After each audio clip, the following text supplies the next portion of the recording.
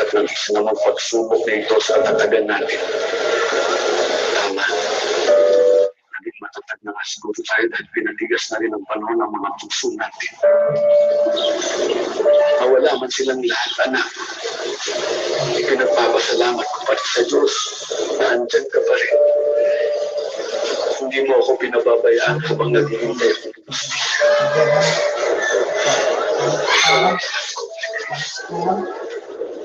Sabay-bahin tayong mananalig.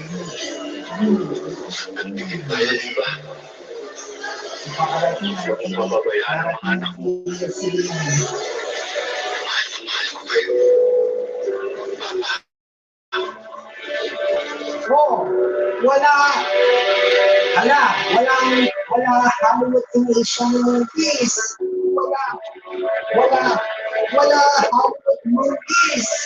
Wala Hollywood movies.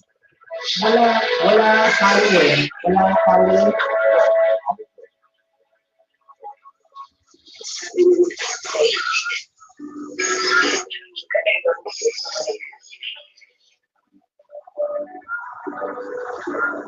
Wala ka ng dasal sa inyo noon.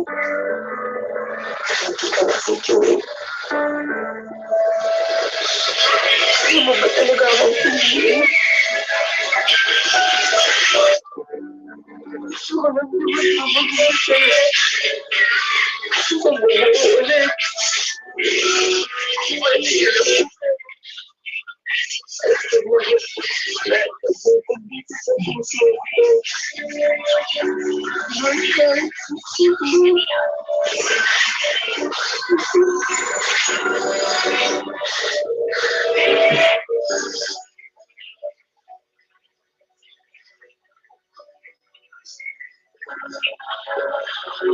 Ang mga aral, pinakamabigat, yung dinadala mong aral dyan sa mga pinagdaanan mo sa buhay.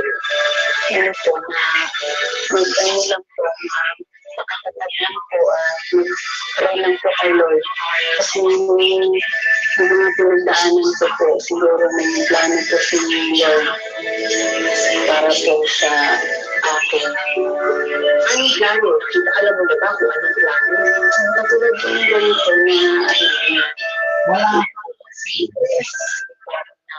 Wala ang Hollywood movies.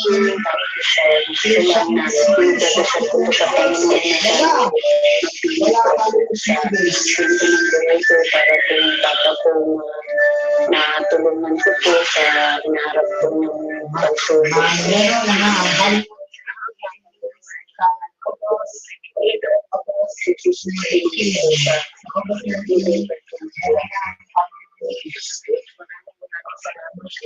At sana ang pagbibigas natin ay natutuloy at sa buhay mo napakasalimuot talaga naman.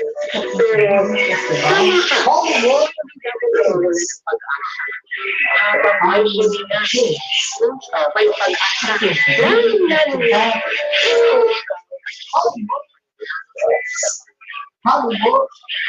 sabi nga ng isang quotation, what does not kill you makes you stronger. Ibig sabihin po niyan, kahit ano pa ang dami at bigat ng problema mo, ng mga pagsubok na pinagdadaanan mo, kailangan manatili kang matuto at hindi ka magpapatina. Sa halip na sisingil ang iyong kahirapan o ang ibang tao, hindi kaya ang Diyos. Gumawa ka ng mga paraan para lutasin ito at panatilihing malakas ang iyong pananampalataya sa aking Panginoon.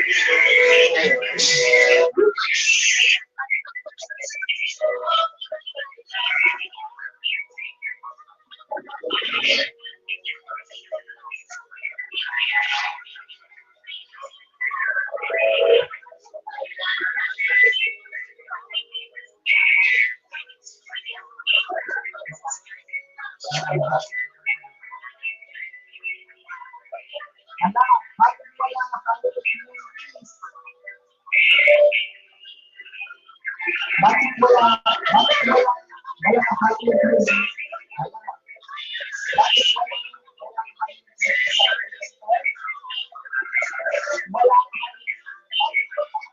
Lunes